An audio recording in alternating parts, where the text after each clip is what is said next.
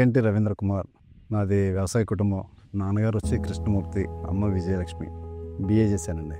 ఉద్యోగం చేయడానికి అంటే ఇష్టం లేదు. దాన్ని ఇలాగా ఈ కల్చర్కి వచ్చాను. అంత వ్యవసాయం కానీ అలా ఆక్వాకల్చర్ ఎవరో చేయలేదండి. నేనే ఫస్ట్ టైం మా కుటుంబంలో. నేను ఒక 25 సంవత్సరాలు అవుతుందండి. ఇది 2000 ఎండింగ్లో నేను కల్చర్లోకి వచ్చాను. అంతకుముందు వేరే బిజినెస్ ఏదో చేద్దామని ప్రయత్నం చేశాను, సక్సెస్ కాలేదు. ఫస్ట్ టైం టైగర్ తోటే స్టార్ట్ అయింది నా కల్చర్. మా ఓన్ ల్యాండ్స్ ఉన్నాయి, వాటి ముందు స్టార్ట్ చేశాను. తర్వాత ఈ వెనమే వచ్చాక కొంచెం కల్చర్ పెంచుకుంటూ వచ్చాను. కొద్ది కాలం ఫిషింగ్ చేశానండి. ఫిష్ సీడ్ చేయటం, ఫిష్ చేశాను, కానీ అంత సక్సెస్ఫుల్ మా ఏరియాకి అంత సూటబుల్ కాలేదు. ఈ టైగర్, వెనమి ఈ రెండే. ఫిష్లో కార్పు, బొచ్చే, రాహు, పంగస్ కూడా చేశాను. రూప్చంద్, ఈ 4 రకాలు చేశాను. బొచ్చే, రాహు అనేది మట్టుకి ఎట్టి పరిస్థితులు మాకు సూటబుల్ కాదండి. ఇదేమో నేను చేసినప్పుడే కొంచెం ఫ్లెక్సిబిలిటీ ఎక్కువ ఇబ్బందులు ఉన్నాయి పంగస్ను రూప్చంద్కి. అంటే మేము ఇది కూడా ఒక కారణం ఏంటంటే దీనికి ఎక్కువ అలవాటు పడి ఉండడం. టైగర్ కల్చర్కి, ష్రింప్ కల్చర్కి ఆశాజనకంగా ఉంది అంటే ప్రస్తుతం పూర్తిగా అని చెప్పలేము. ఈ ఎక్కువ ప్రాబ్లమ్స్ ఎక్కువ ఉన్నాయండి. కల్చర్లో ప్రాబ్లమ్స్ ఎక్కువ ఉన్నాయి. ప్రైస్ కూడా వాళ్ళ ఇష్టం. ఒక్కొక్క టైంలో ఒక రకంగా ఉంటుంది. కల్చర్ స్టార్టింగ్లో ఒక రేట్ ఉంటుంది, మళ్ళీ కల్చర్ స్టార్ట్ అయిన తర్వాత మళ్ళీ ఇల్లింగ్ వచ్చే టైంకి మళ్ళీ ఒక ప్రైస్ ఉంటుంది. వాళ్ళ మెయిన్ ప్రాసెసింగ్ ప్లాంట్లు వాళ్ళు చేసేదే మ్యాక్సిమం ఎక్కువ ఉంటుంది. వాళ్ళు ఏవో ప్రాబ్లమ్స్ వాళ్ళు చెప్తున్నారు.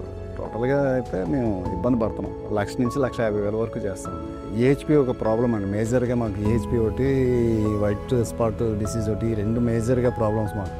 ఆ ఏరియా ప్రాబ్లం ఎక్కువ ఫేస్ చేస్తారు. వాళ్ళు డెన్సిటీ ఎక్కువ వేసుకుని తక్కువ సైజు, చిన్న సైజులో హార్వెస్ట్లు చేస్తారండి. ముందు హార్వెస్ట్లు చేసుకుంటూ వెళ్తారు. మిడిల్ తీసుకుంటూ 100 కౌంట్ వచ్చేసరికి కొంత తీస్తారు. అలాగే 80 కౌంట్లోను కొంత, అలా 70 కౌంట్లోను, 60 కౌంట్ అలాగే తీసుకుంటూ వెళ్తారు. డెన్సిటీ తగ్గించుకుంటూ వెళ్తారండి. దాని మీద వాళ్ళకి అక్కడ వర్కౌట్ అవుతుంది. అంటే ఫస్ట్ ఇన్వెస్ట్మెంట్కి ప్రాబ్లం ఉన్నదనే ఫీలింగ్ ఉంటుంది. కొంత పెద్ద టాస్క్ అండి చెప్పాలంటే. సీడ్ విషయం మట్టుకి చాలా ఎక్కువ ఇబ్బంది. ఎంత మంచి హ్యాచరీకి వెళ్ళినా మన టైం అన్ని టెస్ట్లు చేయించినా కూడా మనం ఇక్కడికి వచ్చాక ప్రాబ్లమ్స్ స్టార్ట్ అవుతున్నాయి.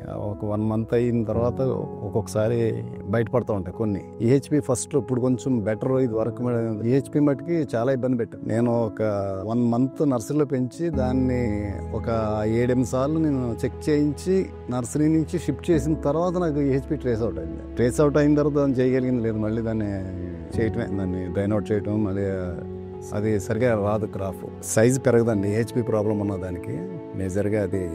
ఇప్పుడు కొంచెం ఇది వరకటితో పోలిస్తే కొంచెం టెస్ట్లు అవి బాగా జరుగుతున్నాయి. మీకు కొంచెం గమ్ముని రిజల్ట్ దొరుకుతుంది. హెచ్డీలు అంటే సిపి తెస్తాను, కొంత రాయల్ తెచ్చాను. రాయల్ అయితే లాస్ట్ టైం తెచ్చాను, బాగానే ఉంది. ఇప్పుడు సిపి తెచ్చాను, బాగానే ఉంది. అంతకుముందు మారుతి తెచ్చాను, అది ఓకే. అంతకుముందు వెంకటేశ్వరరావు తెచ్చేవాడిని, అవి బాగానే ఉన్నాయి. వేరే తెచ్చిన ప్రాబ్లమ్స్ ఫేస్ చేసాం మేము కొన్ని. సిపిలోనే కొన్నిసార్లు ఇబ్బంది పడ్డాం, చాలాసార్లు. రేటు గురించి ఆలోచించకుండా కొంచెం అది తెచ్చుకోవడం, మంచి హ్యాచరీ తెచ్చుకోవడం. వాళ్ళు మెయింటైన్ చేస్తారు, కానీ అలాగైనా కూడా మనం చెక్ చేసుకుని తెచ్చుకోవడమే మంచి. అందుబాటు అనే చెప్పొచ్చు, కానీ ఇంకా తగ్గాలండి. ఇంకా యాక్చువల్గా అయితే ఏదో 10 పైసలు 15 పైసలకి ఇవ్వగలుగుతారని చెప్పేసి అన్నారు, కానీ ఇప్పుడు మనకైతే 30 పైసల పైన, 32 పైసలు 33 పైసలు అలా అమ్ముతున్నారు. బాగాలేదు క్వాలిటీ లేని అయితే 15 నుంచి 20 పైసలు ఆరే. ఇంకా అవి అయితే మనం చెప్పలేము. ఇంకా 30-35 పైసల లోపల నడుస్తుంది, కానీ అది ఇంకా తగ్గాలి. 25 పైసల లోపుకి వస్తేనే కానీ రైతుకి. ముందు బన్స్ చెరువు 1 ఎకరం తీసుకున్నామంటే ముందు అట్లా చెరువు చుట్టూ గొట్లు వేసుకోవాలి. అది ఎలాగా న్యాచురల్గా చేయవలసింది. దాని తర్వాత ముందు కావాల్సింది ఫస్ట్ పవర్ సోర్స్ ఖచ్చితంగా ఉండాలి. అది లేనిది అలా కల్చర్ అనేది చేయలేని పరిస్థితి. తర్వాత అక్కడ ఆ 2 వాటర్ సరైనది, క్రీక్లో సరైన వాటర్ దొరికితే సరి, లేకపోతే బోర్ ఒకటి చూసుకోవాలి. ఫస్ట్ టైం ఫిల్ చేసి క్లోరినేషన్ చేసుకున్న తర్వాత బోర్ వాడుకునేటట్టుగా ఉండాలి. సెలనిటీ చూసుకోవాలి. సెలనిటీ మినిమం 5 మెయింటైన్ చేయగలిగితేనే మనం కల్చర్ చేయగలుగుతాం. ఎక్కువ ప్రాబ్లమ్స్ ఫేస్ చేసేది ఈ మధ్యకాలంలో అంటే 2017 నుంచి మనకి ఇక్కడ స్టార్ట్ అయింది. ఈహెచ్పి మేజర్ ప్రాబ్లం అండి. తర్వాత అంత ముందు నుంచి ప్రాబ్లం ఉన్నది వైట్ స్పాట్. తర్వాత విబ్రియో అయి ఉంటాయి, కానీ మా ఏరియా ఎక్కువ ప్రాబ్లం ఫేస్ చేసేది వీటితోటే. ఈహెచ్పి ఉన్నదంటే కొంచెం ఆచరిలోనే ప్రాబ్లం ఉంటుంది. అది వేరే కంటామినేషన్ ఉంటుంది, కానీ అంత ఎక్కువ ఉండదు. కానీ వైట్ స్పాట్ కనుక వస్తే ఇంకా ఏరియా మొత్తం పనికి రాకుండా పోతుందండి. ఒక్క చెరువుకి వచ్చిందంటే అది చాలా ప్రికాషన్స్ తీసుకుంటేనే కానీ మిగిలిన చెరువుల్ని కాపాడుకోవడం చాలా కష్టం. దాని బయోసెక్యూరిటీ అది జాగ్రత్తగా చేసుకుంటే చాలా వరకు చేయగలుగుతాం. బయోసెక్యూరిటీ అంటే ముందు పాండ్ చుట్టూ మన మెస్ కట్టుకోవాలండి. పైన బర్డ్స్ అయ్యి కిందకి రాకుండా పైన దారాలు కానీ మెస్ కానీ ఏదో ఒకటి కట్టుకోవాలి.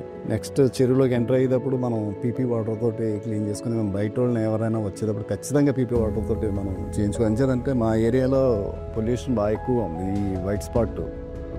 ఆ నిమిత్తం అయితే ఖచ్చితంగా అది ఆ ప్రికాషన్స్ ఖచ్చితంగా తీసుకోవాలి. బయట వల అతను వచ్చినప్పుడు మట్టుకే అది ఖచ్చితంగా వలలో అవన్నీ కూడా మనం పీపీలో డిప్ చేసి మనం ఈహెచ్పి వైట్ స్పాట్ ఈ రెండింటికి కూడా మందులు అనేది లేదు. మనం ప్రివెన్షనే. మనం ఈహెచ్పికి అయితే సీడ్లోనే మనం రాకుండా చూసుకోవాలి. సీడ్లో మ్యాక్సిమం సీడ్ తెచ్చుకునేటప్పుడు టెస్టులు చేసుకుని తెచ్చుకోవడంలోనే మనం చేయగలుగుతాం. ఒక స్టేజ్ దానికి స్టెప్ వైజ్ 32 మినిమం 35 అంత ఉంటుంది. ఆ రేంజ్ వరకు ఉన్నదైతే మనం సీడ్ దాన్ని పెంచగలుగుతాం. ఆ రేంజ్ కన్నా తక్కువ ఉన్నదైతే 35 కన్నా తక్కువ 30, 29 అలాగా ఆ గ్రేడ్ వరకు అలా వెళ్తే మనం స్టెప్గా ఉన్నాయి మనం పెంచలేం, అది పెరగదు మన దగ్గర. ఈహెచ్పి వరకు అదే ఆ సైజులో ఉన్నాయంటే కొంతవరకు మనం చేయగలుగుతాం తప్ప దాన్ని ఈహెచ్పి అయితే ఇంకేం చేయగలుగుతాం. వైట్ స్పాట్ అయితే రాకుండానే మనం కాపాడుకోవాలి. వచ్చిన తర్వాత దాన్ని ఏం చేయగలిగింది 2-3 రోజుల్లో అది ఎలా చేసినా అది పనికి రాకుండా పోతుంది. మొత్తం హార్వెస్ట్ చేసుకోవడం బెస్ట్. అనుమానం వచ్చిన వెంటనే హార్వెస్ట్ చేయడం బెటర్, లేకపోతే ఏమీ ఉండదండి. అది ఉండదు. ప్లస్ పక్కనున్న ట్యాంక్ కూడా ప్రాబ్లం. ఓన్లీ ప్రొబయోటిక్స్ మ్యాక్సిమం అంత మించి మినరల్స్ ప్రొబయోటిక్స్ తప్ప వేరే అనేది నేను ఎప్పుడు వాడను కూడా. ప్రొబయోటిక్స్ మినరల్స్ ఈ రెండే మనం జాగ్రత్తగా చూసుకుంటే మనం దాన్ని వేరే వాటి గురించి ఆలోచించాల్సిన పని ఉండదు. వీక్లీ వన్స్ ఖచ్చితంగా మనం ప్రొబయోటిక్స్ ఇచ్చుకోవటం, వాటర్ క్వాలిటీ మెయింటైన్ చేసుకుంటాం. మనం వాటర్ క్వాలిటీ చెక్ చేసినప్పుడు మినరల్స్ లెవెల్స్ అవి చూసుకుంటాం. ఆ లెవెల్కి సరిపడేటట్టుగా మనం మినరల్స్ ఇచ్చుకోవటం. తర్వాత వీక్లీ వన్స్ మనం వాటర్ ప్రొబయోటిక్స్ 1 month వరకు ఖచ్చితంగా ఇచ్చుకుని అక్కడి నుంచి 1 month దాటిన తర్వాత వాటర్ అండ్ సాయిల్ ప్రొబయోటిక్స్ రేడోబ్యాక్టర్ అవి ఉంటాయి. అవి ఇచ్చుకుంటే కింద అమోనియా నైట్రేట్లు అవి పెరగకుండా అవి ఉంటాయి. ప్రొబయోటిక్స్ అనేవి కూడా ఏం మందులేం కాదు కదా, ఓన్లీ అది ఒక కల్చర్ అనండి. ప్రొబయోటిక్స్ అనేది కల్చర్ చేసిందే మనకి ఇస్తున్నారు తప్ప అది కెమికల్స్ వాడితే ప్రాబ్లం. మనం కెమికల్స్ కాదు, కాకపోతే న్యాచురల్గా మనం తయారు చేసుకుంటున్నాం, అవి తయారయ్యి వస్తున్నాయి, అంతే తేడా. మెయిన్ ఫీడ్ ఇదివరకుతో పోలిస్తే బాగా ఎక్కువ ప్రైస్ బాగా ఎక్కువ పెరిగింది. ఇదివరకు వచ్చే ఫస్ట్లో నేను స్టార్ట్ చేసేటప్పటికి 800 ఎంతో ఉండేది. ఈరోజు 2200 నడుస్తుంది ట్యాగ్ వచ్చి 25 kgs బ్యాగ్. 800 రూపాయలు బస్తా కొన్నప్పుడు కూడా మేము 30 కొంటే 500 రూపాయలు అమ్మాము.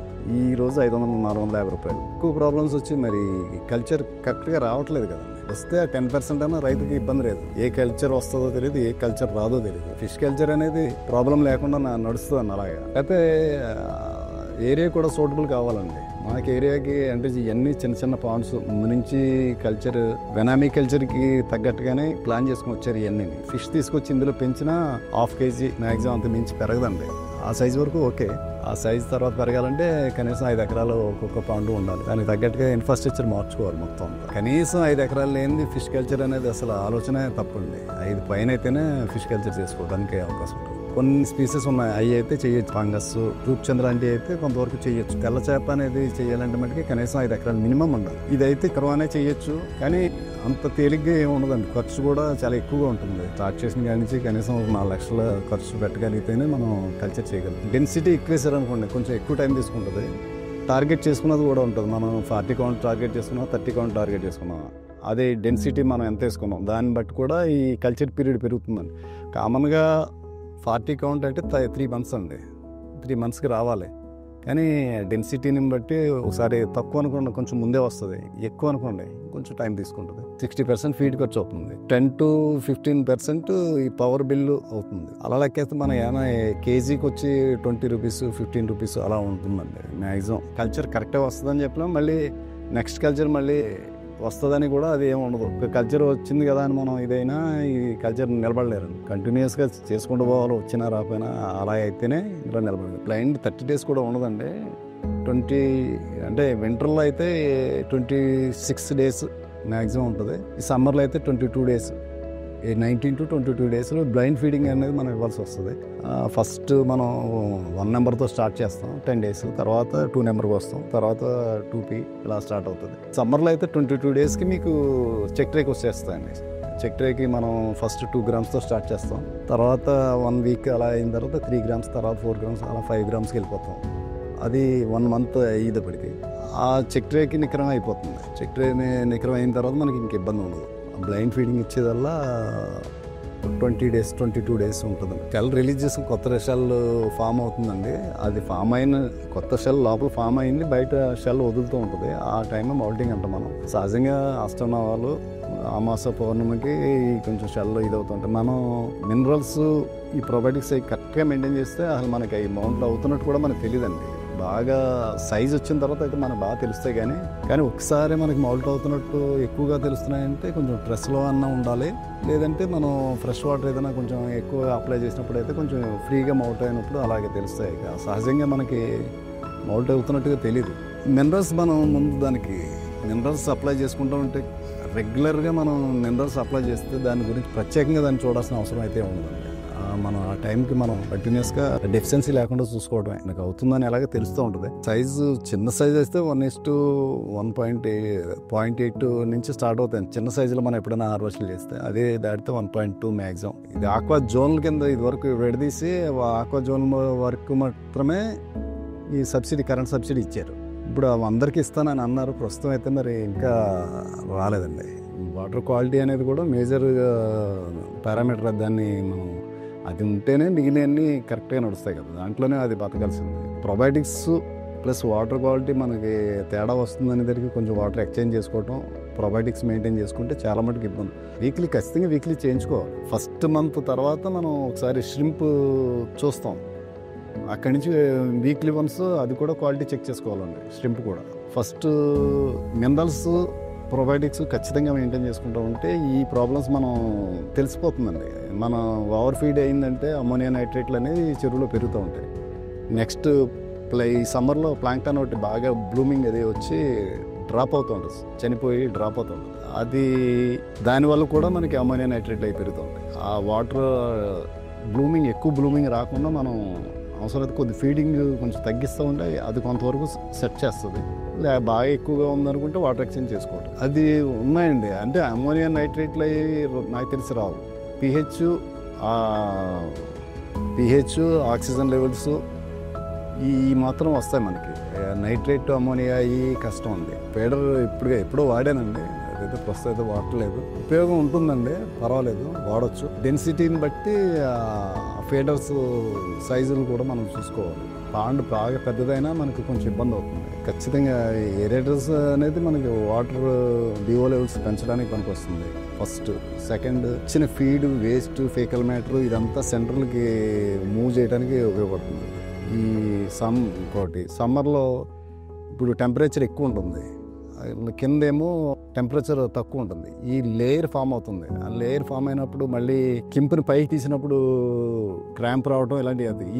ఈ ఏరేటర్స్ అవి ఖచ్చితంగా ఎక్కువగా తిప్పడం వల్ల అవుతుందంటే ఆ వాటర్ ఒకే మెయింటైన్ అవుతుంది టెంపరేచర్. దాని మీద ఆ ప్రాబ్లమ్స్ కూడా కొంతవరకు తగ్గుతాయి. సమ్మర్లో మేజర్గా ప్రాబ్లం వచ్చేది టెంపరేచర్ ఎక్కువ ఉండడం వల్ల వాటర్లో టెంపరేచర్ పెరిగవడం, దానివల్ల మనకి బ్లూమింగ్ ఎక్కువ అవడం అండి. అది వాటర్ ఎక్స్చేంజ్ చేసుకుంటూ ఉండాల్సి వస్తుంది. ఎక్కువ మనం సమ్మర్లో చేయవలసింది ఆ ప్రాబ్లం ఒకటి కనపడదు. మినరల్స్ ఇవ్వకపోతేనేమో ఆ మినరల్స్ తక్కువ అవుతూ ఉంటాయి. అది ఎక్కువ ఇచ్చేటప్పటికేమో ఇక్కడ ఈ బ్లూమింగ్ అది పెరుగుతూ ఉంటుంది. అది కొంచెం వాటర్ ఎక్స్చేంజ్ సమ్మర్లో చేసుకోవాల్సి వస్తుంది. కల్చర్ జనవరి ఫిబ్రవరి స్టార్ట్ అయ్యి జూన్ నాటికి చాలా మటుకు ఎండ్ అవుతుందండి. మనకి ఏప్రిల్ మే నుంచి ప్రైస్ తగ్గించేస్తారు. ఓ 50 రూపీస్ మినిమమ్ 100 వరకు ఉంటుంది తగ్గించే రేట్లు కూడా. 50 మినిమం తగ్గిస్తారు. ఏ గవర్నమెంట్ వచ్చినా జరిగేది అదే అవుతుంది. ఇది కొంచెం రైతుకి ఆ ధర మనకి ఈ రేటు వస్తుంది అని ధీమా అనేది రైతుకి లేదండి. వాళ్ళు అడిగిన కాడికి మనం ఆ టైంకి ఏ రేటు ఉంటే ఆ రేటుకి అమ్ముకోవాల్సిందే. దాయడానికి రైతుకి నిలబెట్టి దాన్ని అమ్ముకునే స్థితిలో రైతు లేడు. తుఫాన్లు వాటి వల్ల ఇబ్బందులు ఉంటాయి కానండి. మనం ఫెన్సింగ్ పైన నేను దారాలు ఎన్ని కట్టించాను, మొత్తం అన్ని పోయినాయి. లాస్ట్ టైం మొత్తం అన్ని తీసేయవలసి వచ్చింది. ఏమవుతాయంటే వాటితో పాటు ఆ దారాలు అవన్నీ పడి ఏరేట్స్ ఏమో కంటిన్యూ చేస్తాం. రెయిన్ ఎంత తుఫాన్ వచ్చినా తప్పదు, ఏదొచ్చినా అవి కంటిన్యూ చేయాలి. ఆ టైంలోనేమో ఆ మోటార్లు గేటర్లు అన్నీ కాలిపోవడం, అది మట్టికి చాలా ఇబ్బంది. ఆ రెయిన్, తుఫాన్, సైక్లోన్ ఇలాంటివి వచ్చినప్పుడు కల్చర్ చేయాలనుకోండి. కొత్తగా మీరు ఫిష్ పాండ్ తవ్వాలంటే మనం పర్మిషన్ తీసుకోవాలి. అలాంటిదప్పుడు వాళ్ళని మనం కలవడం తప్ప నెక్స్ట్ దానికి మనం రికగ్నేషన్ సర్టిఫికేట్ అది ఉండాలి. ఆ సర్టిఫికేట్ మనం రెన్యువల్ చేసుకోవాల్సి వచ్చినప్పుడు ఇలా వెళ్ళినప్పుడు వాళ్ళని కలవడం తప్ప మన దగ్గరికి వచ్చి వాళ్ళు ఇలాగే చేయండి అలా చేయండి అని చెప్పడం అనేది ఏం ఉండదండి. ప్రాబ్లమ్స్ బాగా ఎక్కువ ఉన్నాయండి అప్పటితో పోలిస్తే. అప్పుడు ఎంతో కొంత ధైర్యం ఉండేది. అప్పుడు ప్రాబ్లం వల్ల ఉండేది వైట్ స్పాట్ ఒకటే ఉండేది. మాకు ఫస్ట్ కల్చర్ బాగానే వచ్చింది. సెకండ్ క్రాప్కి వచ్చేదాన్ని నేను వైట్ స్పాట్ ఫేస్ చేశాను. మళ్ళీ థర్డ్ క్రాప్ నుంచి నేను సక్సెస్ఫుల్గానే వచ్చాను, ఇబ్బంది లేదు. అక్కడి నుంచి చాలా సక్సెస్ఫుల్గా వచ్చా. ఫస్ట్ రావడం డైరెక్ట్గా వచ్చే కన్నా ముందు కొంచెం ఏదైనా అవగాహన ఉంటేనే దీంట్లోకి రావాలి. కొంచెం ఒకటి ఏదైనా పోయినా మనం ఒక కల్చర్తో పరిగెత్తిపోయేలే కాకుండా నిలబడి చేయగలిగితేనే ఇందులోకి రావాలి ఖచ్చితంగా. కల్చర్ రన్నింగ్లో మీకు 4 లక్షలు ఖర్చు అవుతుంది, కానీ మీరు ఏరియేటర్స్ తీసుకోవాలి, జనరేటర్ ఉండాలి, ఇవన్నీ చాలా ఖర్చు అవుతుందండి. ఒక కరెంట్ బోర్డు తయారు చేయించుకోవాలంటేనే ఒక 50,000 దాకా ఖర్చు అవుతుందండి. అవన్నీ సెటప్ చేయించుకుంటాను. అది అక్కడి నుంచి ఏరియేటర్ వచ్చి 30,000 40,000 మినిమం ఉంటుంది. ఇప్పుడు 30,000 ఉంటుంది. ఆ 30,000 వైరు స్టార్టర్ ఇవన్నీ కనీసం 4-5 ఒక ఎకరం చేసేవాడికైనా 5-6 ఉండాల్సి వస్తుంది. అవి మరి అన్నీ అంత ఖర్చు పెట్టి వచ్చి మరి నిలబడకపోతే ఇబ్బంది కదా. అది దానికి తట్టుకునే శక్తి ఉందనుకుంటేనే రావాలండి ఇందులోకి. కనీసం ఒక 4-5 సంవత్సరాలు దీని మీద నిలబడి చేయగలం అనే ఫీలింగ్ ఉంటేనే ఇందులో దిగడం కష్టం. 30,000 రూపాయలు ఇన్వెస్ట్మెంట్ చేసి మనం వేరేటర్ కొన్నామంటే అది 10,000 కూడా ఎవరు కొనరు మన దగ్గర. మళ్ళీ ఒక 5 సంవత్సరాలు మినిమం చేయగలిగితేనే ఇందులోకి రావాలి. చికెన్తో పోలిస్తే 1000 రెట్లు బెటర్ అండి ఇందులో. అంటే చికెన్ అంటే నాటు కోళ్ళతో కంపేర్ చేస్తే కాకుండా నేను అనేది ఈ బాయిలర్ కోళ్ళు పెంచే వాళ్ళతో పోలిస్తే మనం ఈ 1000 రెట్లు బెటర్ అండి ఫిష్ కానీ ష్రింప్ కానీ. ఎందుకంటే మేము అయితే ఖచ్చితంగా చెప్పగలం ఇందులో ఏ విధమైన యాంటీబయాటిక్స్ ఖచ్చితంగా వాడట్లేదండి. పౌల్ట్రీలోకి వెళ్తే ఖచ్చితంగా వాళ్ళు యాంటీబయాటిక్స్ లేనిది అసలు ఒక బ్యాచ్ బయటికి రాదండి. అందులో యాంటీబయాటిక్స్ వాడకుండా వాళ్ళు ఏది చేయరు. ఈ ఫుడ్ అయితే ఖచ్చితంగా మంచిది అవుతుంది దాంతో పోలిస్తే. యాక్చువల్గా అయితే ఇది గుడ్ కొలెస్ట్రాల్ అండి. కొంచెం డీప్గా దాన్ని స్టడీ చేసిన వాళ్ళకి అయితే తెలుస్తుంది. ఇది తినమని చెప్తున్న కారణం కూడా అదే, గుడ్ కొలెస్ట్రాల్ అండి. ఇది తినడం వల్ల మంచిదండి.